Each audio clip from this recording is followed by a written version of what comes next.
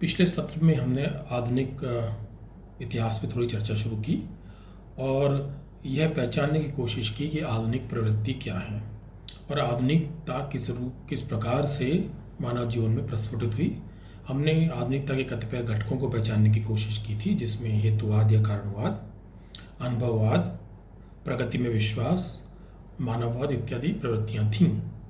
इन प्रवृत्तियों ने किस प्रकार मानव जीवन के समस्त आयामों को बदला, हम ये देख रहे थे और यह जानने का प्रयास कर रहे थे कि जब मानव जीवन के समस्त आयाम बदले गए इन प्रवृत्तियों के चलते, तो किस तरह से एक आधुनिक समाज प्रस्फुटित हुआ। हम धार्मिक बदलावों पर चर्चा कर आए थे और आधुनिकता ने किस प्रकार राजनीतिक, आर्थिक और सामाजिक जीवन को बदला, इस पे हमें चर्चा अब करनी है। तो जैसा कि पिछले सत्र में हमने इस बात पर चर्चा की थी कि मध्यकाल, राजनीतिक रूप से मध्यकाल के क्या मायने थे और उस चर्चा में यह निकल के आया था कि मध्यकाल में जो था सामंतवाद का बोलाबाला था। प्राचीन जो साम्राज्य थे उनका विघटन हो चुका था और राजनीतिक रूप से छोटी छोटी इकाइयों का निर्माण मध्यकाल में हुआ। हम यदि अभी यूरोप केंद्रित बात कर रहे हैं तो यूरोप में 8वीं से 15वीं शताब्दी में सामंतवादी व्यवस्था ही प्रभावी थी। इसका मतलब यह है कि भूमि स्वामित्व का बड़ा महत्व था। क्योंकि आर्थिक गतिविधि मूलतः कृषि रह गई थी, क्योंकि व्यापार, जैसा कि हम पहले चर्चा कर आए थे, मध्यकाल में अंतर क्षेत्रीय व्यापार पे गाज गिरी और बंद अर्थव्यवस्था का निर्माण हुआ, अर्थात स्थानीय रूप से कृषि उत्पादनों के ऊपर ही टिकी हुई अर्थव्यवस्थाएं सामने आई। ऐसी अर्थव्यवस्था में भूमि स्वामित्व का बड़ा महत्व था, क्योंकि कृषि मुख्य आर्थिक गतिविधि थी और इसीलिए अधिकतर राजनीतिक इकाइयां जो थीं वो आय और ताकत के लिए भू स्वामित्व पर जोर देती थी। इस ऐसी व्यवस्था में छोटे छोटे सामंत जो हैं, जो भूमि पे स्वामित्व रखते थे, बड़े शक्तिशाली हो गए थे और बड़े राज्य या साम्राज्य हमें मध्यकाल में नजर नहीं आते। एक बड़ी जोरदार बात है कि मध्यकालीन यूरोप में एक होली रोमन एम्पायर मिलता है और उसको लेकर के वॉल्टेयर ने बड़ी जोरदार बात कही थी, neither it was Holi nor Roman और नॉर एन एम्पायर, कि न तो वो होली था, न रोमन था और न ही वो एक एम्पायर था। क्यों? क्योंकि जो सामंतवादी व्यवस्था थी उसमें सामंतों के पास बड़े ज़्यादा अधिकार थे और साम्राज्य जो थे या राजनीतिक सत्ता के रूप में जो बड़ा जो राज्य था उसका कोई अस्तित्व ऐसा नहीं था। सामंत के अतिरिक्त एक चीज जिस पे हम पहले चर्चा कर आए हैं, जो चर्च था वो भी बहुत शक्तिशाली था और कहना चाहिए कि कथित रूप से जो होली रोमन एम्पायर था उसकी सत्ता चर्च के अधीन ही थी। धर्म सुधार के बाद निश्चित रूप से चर्च की सत्ता कम हुई, जैसा कि हम देख आए थे, और सांस्कृतिक आधार पर राष्ट्रों का निर्माण शुरू हुआ। इसी समय संयोग से सामंतों की ताकत भी कम हुई यूरोप में। कुछ लोग तो कहते हैं कि अभी हम एक महामारी को देख रहे हैं और महामारियों ने किस तरह से इतिहास को बदला है, इस पर बहुत ज़्यादा लेखन हुआ तो नहीं है, परंतु यूरोप की ब्लैक डेथ जो है, जो 14वीं शताब्दी की घटना है, उसको लेके जरूर कहा जाता है कि यूरोप के जीवन को बदलने में उसकी बड़ी भूमिका रही। कुछ लोग तो औद्योगिक क्रांति के अपस्थान बिंदु भी उसको मानते हैं, परंतु सामंतों की सत्ता में कमी को उससे जरूर जोड़ा जाता है, क्योंकि जब 1/3 जनसंख्या यूरोप की खत्म हो गई तो उससे सामंतों की सत्ता पे बड़ा नकारात्मक प्रभाव पड़ा। उनके पास काम करने वाले किसान कम हो गए, उनके सैनिक योगदान देने वाले, उनकी जो फिफडम में उनकी जो प्रजा थी वो कम हो गई। तो आय की दृष्टि से और ताकत की दृष्टि से सामंत कमजोर हुए। ये थोड़ा सा इससे जोड़ के देखा जाता है। एक और भी कारण है कि जो वाणिज्यवाद है, जिसमें राजा और शासकों का जोर अधिकाधिक समृद्धि या धात्विक समृद्धि इकट्ठा करना था, उससे भी सामंत कमजोर हुए, क्योंकि व्यापार की वृद्धि ने जो था शासकों को तो मजबूत किया, परंतु कृषि जो थी वो उसका इस पे कोई सकारात्मक प्रभाव नहीं पड़ा।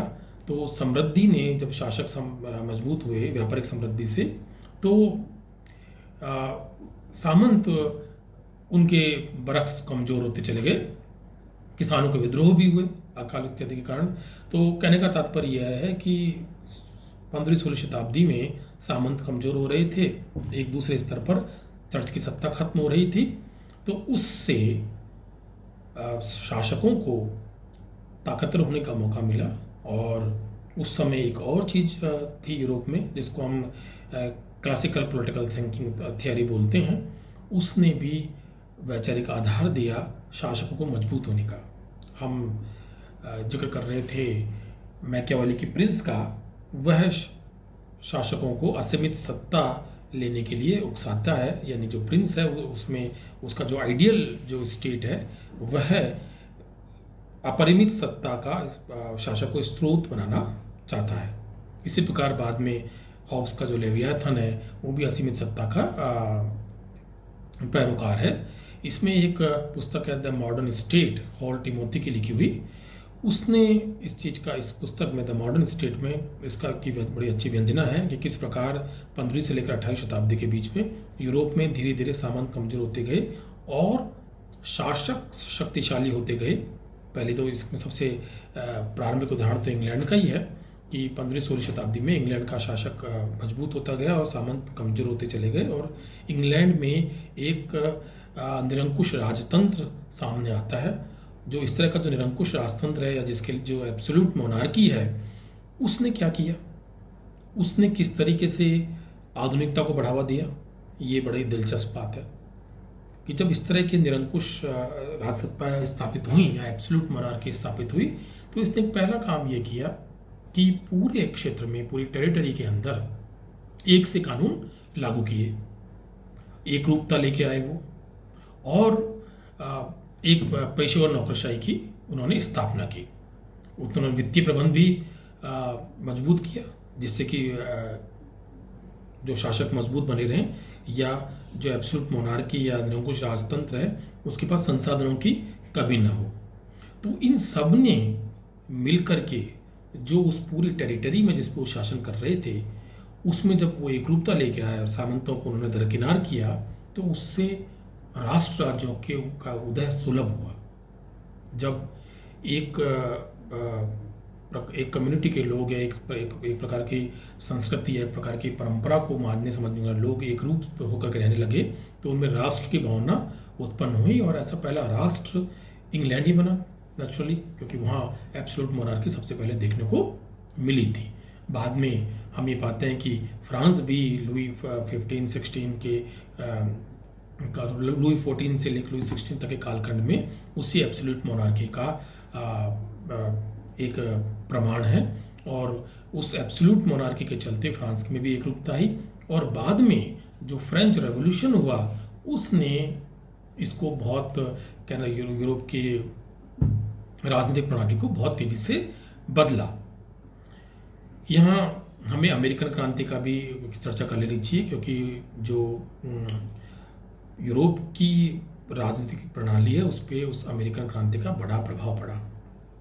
या हमें यूं कहें कि जिस प्रबोधन युग की हम चर्चा कर आए थे उसमें जो भी राजनीतिक विचार आए, चाहे वो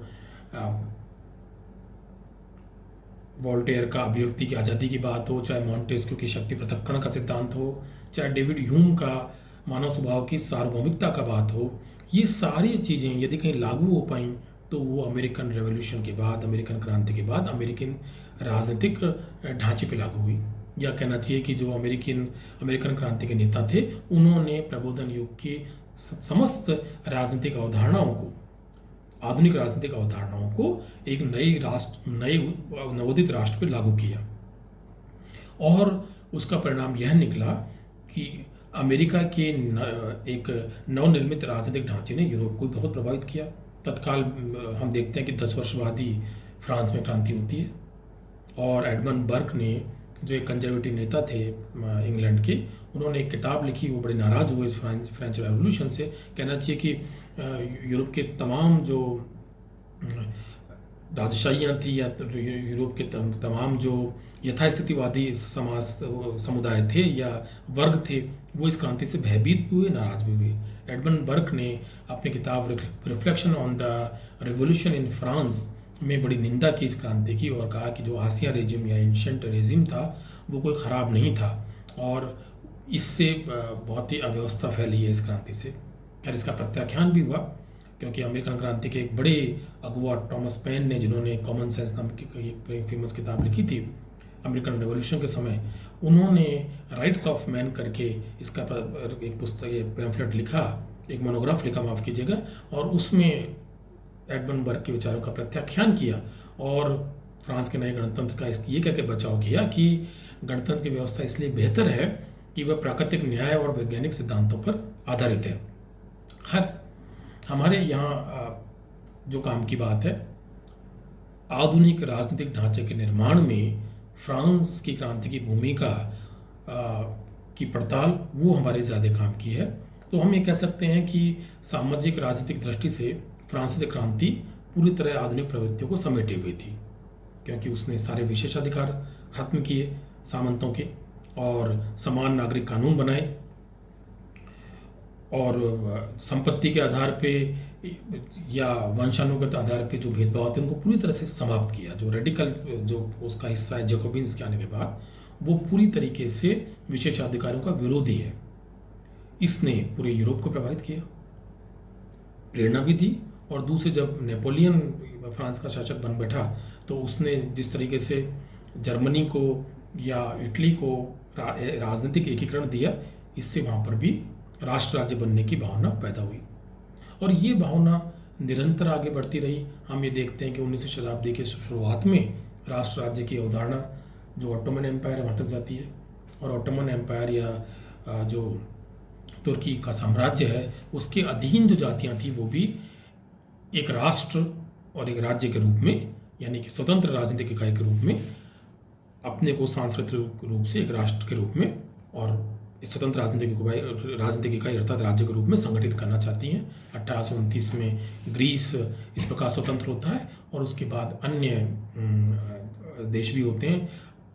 19वीं शताब्दी के उत्तरार्ध में ही जिस प्रकार इटली और जर्मनी का एक राष्ट्र राज्य के रूप में गठन होता है, उससे एशियन समाज भी बड़े प्रभावित होते हैं।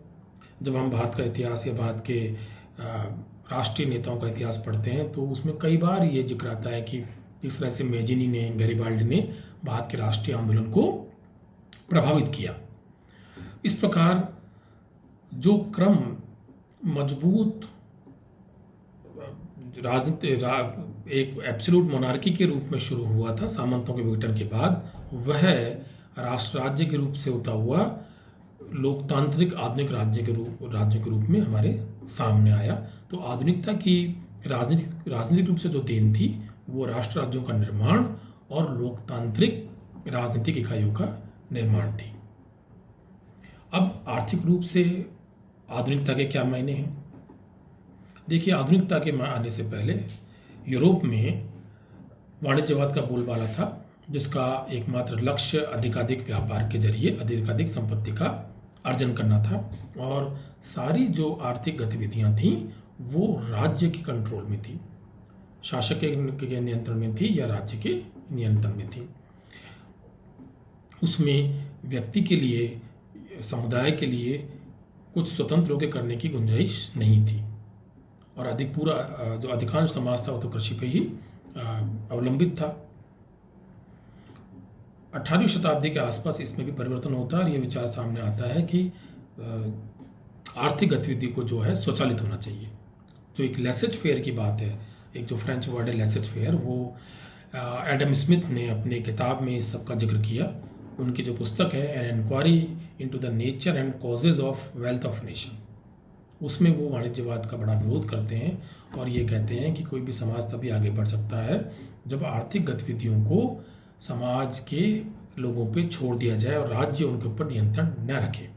इसी समय औद्योगिक क्रांति हो रही थी, अर्थात कुछ मशीनों का उदय हो रहा था। ऐसे में जो व्यापारी वर्ग था उसको इन विचारों का लाभ ये मिला कि वो अपनी पूंजी को कारखाना सिस्टम में निवेश करने के लिए स्वतंत्र हो सके।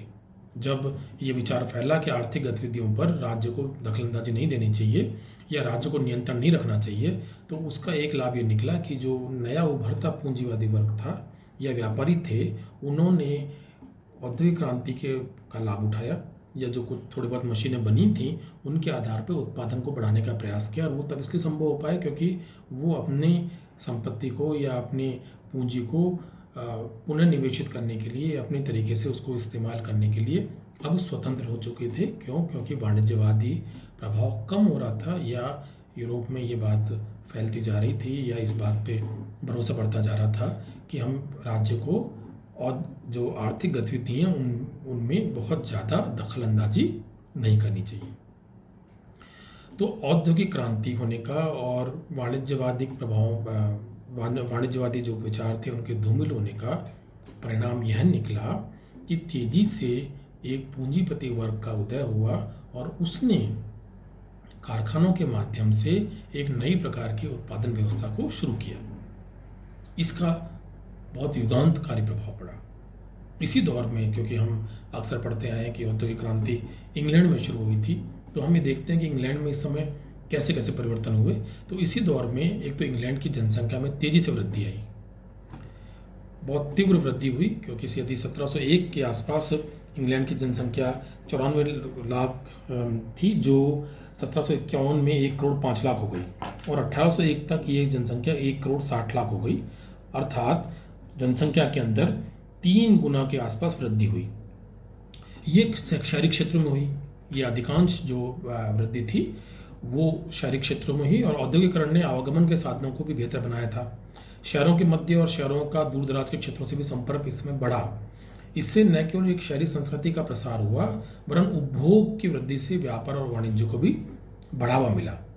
देखिए, इसमें एक बड़ी जोरदार किताब है जिसका राय पार्टर की द बर्थ ऑफ कंज्यूमरिज्म, और ये इसकी किताब इस बात को बड़े विस्तार से बताती है कि यूरोप का जनजीवन किस प्रकार बदला 18वीं शताब्दी में। जो सामान्य चीज़ें, जो हमारा स्टेपल फूड है इस समय, या हमारे भोजन के अंदर सामान्य रूप से शामिल हो चुकी हैं, वो मध्यकाल तक एक आम आदमी को सुलभ नहीं थी।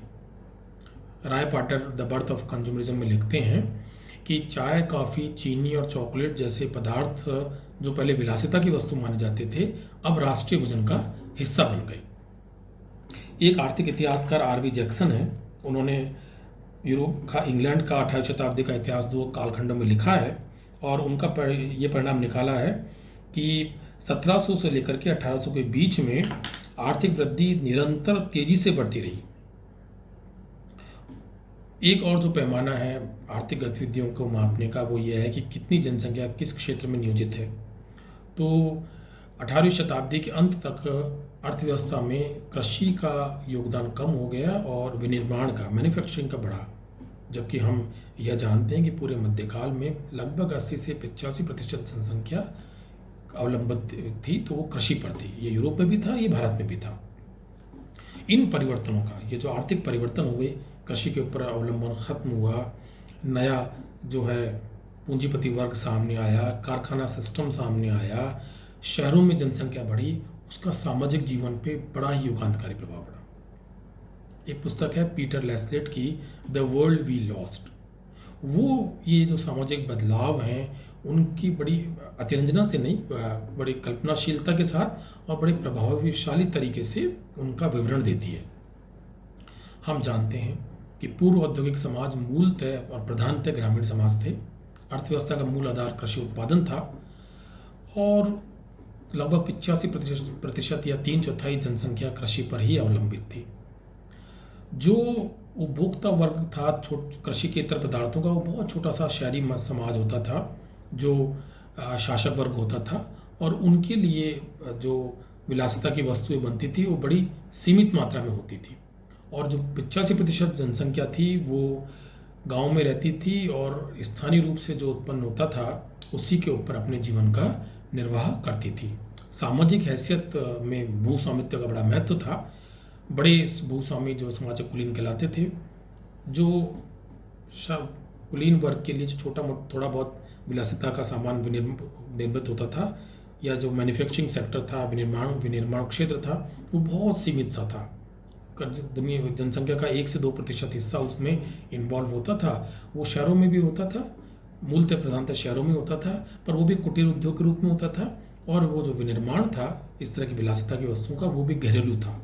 अर्थात घर में कारीगर वंशानुगत परंपरा से कुछ इस तरह की विशिष्ट विलासिता की चीज़ों का या उच्च कोटि की कलात्मक वस्तुओं का निर्माण करते थे और पूरा परिवार उसमें इन्वॉल्व होता था।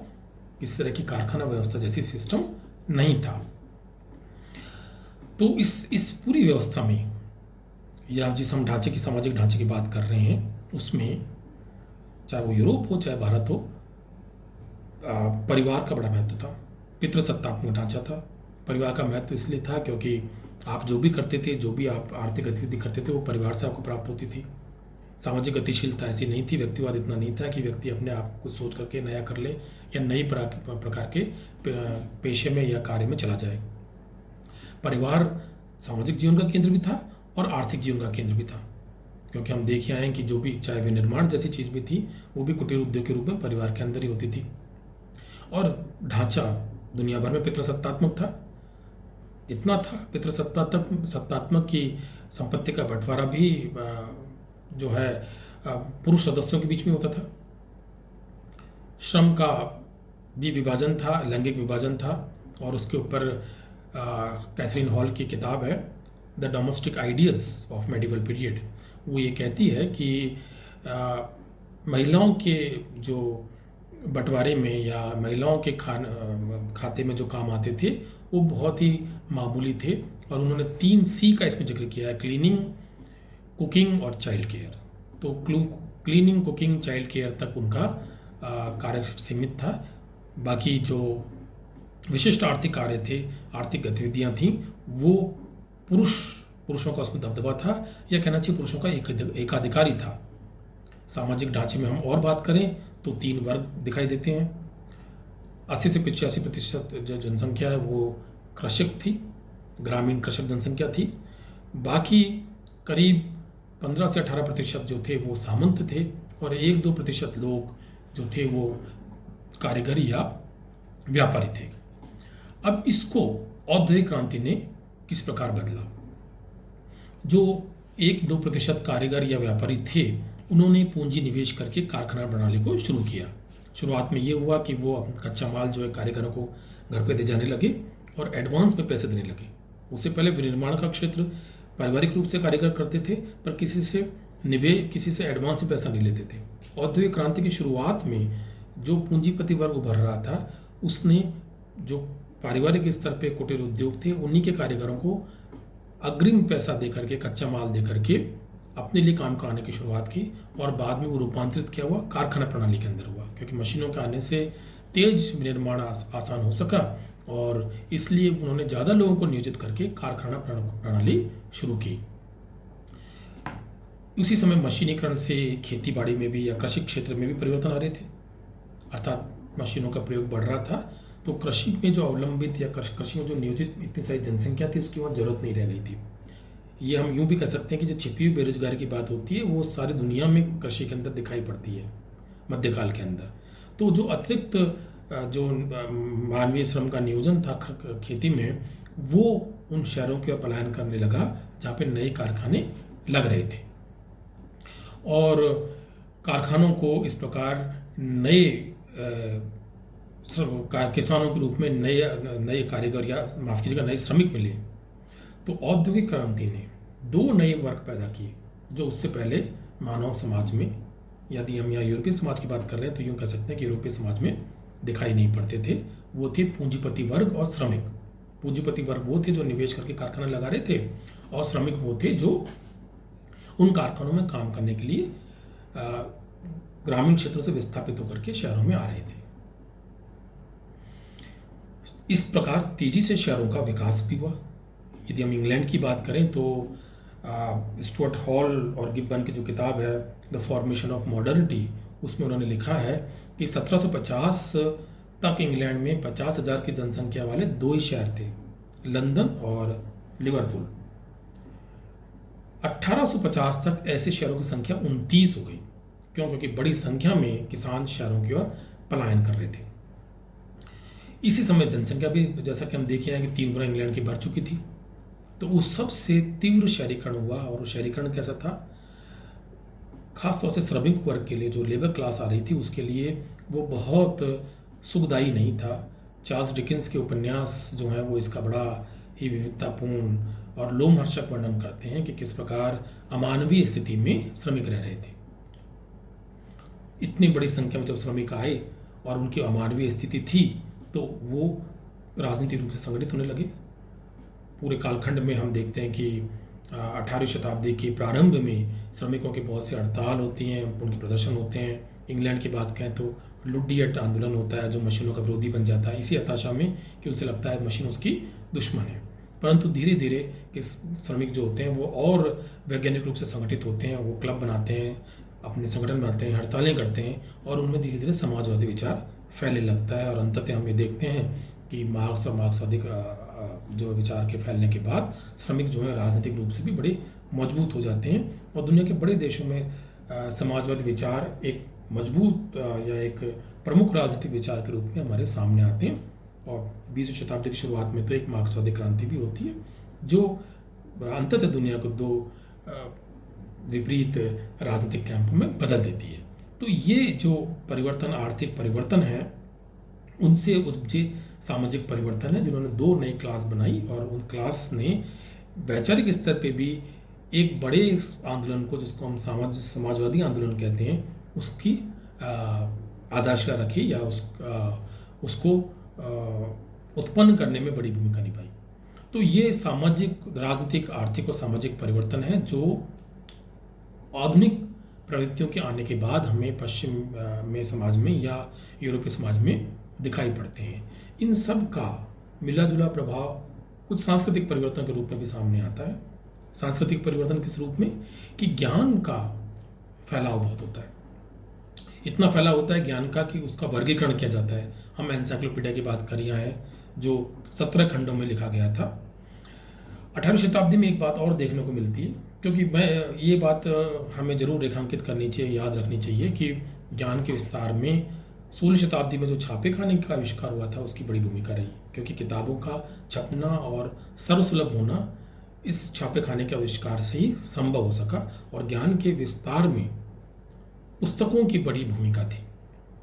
18वीं शताब्दी में हम क्या पाते हैं कि ऐसे जर्नल्स की बाढ़ आ गई जो साहित्य, समाचार, विज्ञान, कला, दर्शन, कानून इत्यादि विषयों पर केंद्रित थे। अर्थात इन समस्त विषयों पर गंभीर शोध और लेखन की हम जो है बड़ी, यानी कि बड़े मात्रा, बड़े पैमाने पर सृजन देखते हैं 18वीं शताब्दी के अंदर। इन्होंने एक पढ़े लिखे विचारक पाठक वर्ग को पैदा किया।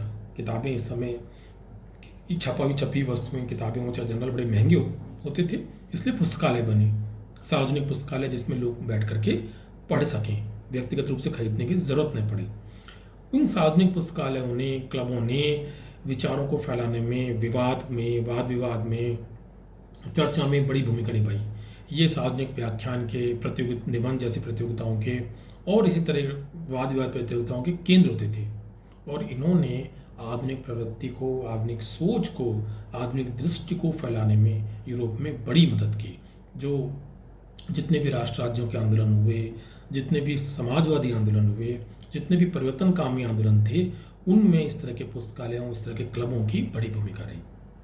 तो हम यहाँ ये पाते हैं कि जो 15वीं शताब्दी से परिवर्तनों की श्रृंखला शुरू हुई, उसने राजनीतिक, सामाजिक, आर्थिक, धार्मिक और सांस्कृतिक रूप से एक नए समाज को पैदा किया, जिसको हम आधुनिक समाज कहते हैं।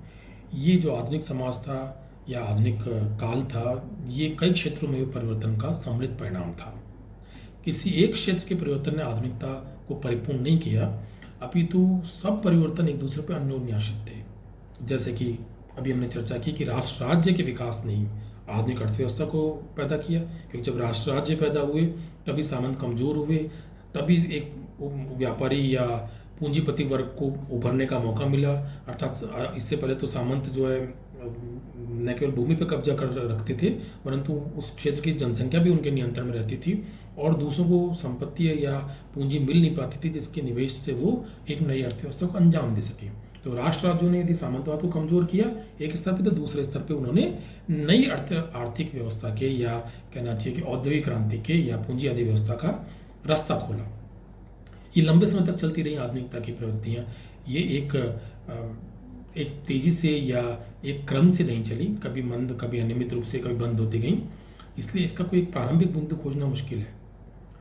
हम रेनेसा को इसका प्रारंभिक बिंदु मान लेते हैं, परंतु हम देखते हैं कुछ चीज़ें जो हमें 15वीं-16वीं शताब्दी में परिवर्तित होती नजर आती हैं। आधुनिकता की जो प्रतिनिधि हैं, वहीं कुछ आधुनिकता की जो प्रतिनिधि परिवर्तन है वो हमें 19वीं शताब्दी में नजर आते हैं।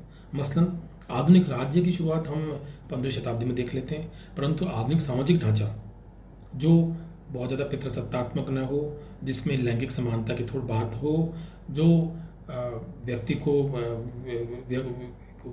जिसमें गुंजाइश हो, ऐसा सामाजिक ढांचा जिसमें पदानुक्रम नहीं हो, वो हमें 19वीं शताब्दी में देखने को मिलता है। तो परिवर्तन जो थे वो अनियमित तरीके से थे और उसमें कुछ चीज़ें हमें पहले नज़र आती हैं और कुछ बाद में नज़र आती हैं। जैसे कि कब जो है व्यापार वाणिज्य और कृषि के स्थान पे औद्योगिक क्रांति शुरू होती है, या कब कृषि का स्थान विनिर्माण लेता है, उसके लिए कोई एक बिंदु को खोजना मुश्किल है। परंतु ये कहा जा सकता है कि जो परिवर्तनों की श्रृंखला हम 15वीं शताब्दी से देखते हैं और जो अंततः 19वीं शताब्दी में परिवर्तित होती हैं, उन सारे परिवर्तनों ने मिलकर के एक आधुनिक समाज की नींव रखी। और वह आधुनिक समाज कैसा था? वह आधुनिक समाज एक समतावादी राजनीतिक ढांचे की बात करता था। वह समस्त परंपराओं में तार्किक जो दृष्टि है उसको खोजता था। वह व्यक्तिवाद को पे जोर देता था। वह एक ऐसा समाज था जो अधिकाधिक शहरी केंद्रित था। वह एक ऐसा समाज था जो अधिकाधिक जिसमें सामाजिक गतिशीलता थी। देखिए, सारी चर्चा हमने इसलिए की जिससे कि हम आधुनिकता को पहचान सकें और उसकी प्रवृत्तियों को समझ सकें और यह देख सकें कि किस प्रकार से आधुनिकता ने पहले पश्चिमी समाज को बदला और किस तरीके से वह आधुनिकता की प्रवृत्तियाँ हमारे भारतीय समाज में आई और भारतीय समाज बदला गया। इसमें जब हम इन प्रवृत्तियों को पहचान पाते हैं, तभी यदि हम भारतीय इतिहास की बात करें या आधुनिक भारत के इतिहास की बात करें, तो तभी हमारे लिए यह पहचानना आसान होता है कि क्यों एक राष्ट्र राज्य के रूप में भारतीय समाज का गठन हुआ, क्यों सामाजिक धार्मिक आंदोलन हुए या 19वीं शताब्दी का नवजागरण भारत के अंदर आया, क्यों जो है एक लोकतांत्रिक समाज के लिए राष्ट्रीय आंदोलन हुआ। ये सब चीज़ें हमको समझने में, आधुनिकता को पहचानने में या माफ़ कीजिएगा, इन सब को समझने में आधुनिकता की प्रवृत्तियों की पहचान हमें मदद करती है। जब हम आधुनिक प्रवृत्तियों को पहचानते हैं, आधुनिक प्रवृत्तियों को समझ पाते हैं, तो हम आधुनिक भारत के इतिहास को समझने में हमें आसानी होती है। क्यों? क्योंकि हम ये जान पाते हैं कि वो क्या कारण थे जिनसे कि न केवल राजनीतिक परिवर्तन आए, वरन हमने हमारे समाज को, हमारे धार्मिक जीवन को, हमारे सांस्कृतिक जीवन को भी बदलने का प्रयास किया। क्यों? क्योंकि हम ये समझ पाते हैं कि आधुनिकता ने वो हेतुवाद दिया, आधुनिकता ने वह मानववाद दिया, वह विवेक दिया, जिससे कि हम हमारी परंपराओं को भी उस आधुनिक दृष्टि से देखने लगे और न केवल हम राजनीतिक स्वतंत्रता के आकांक्षी बने, वरन हमने एक आधुनिक समाज के गठन का भी कार्य किया।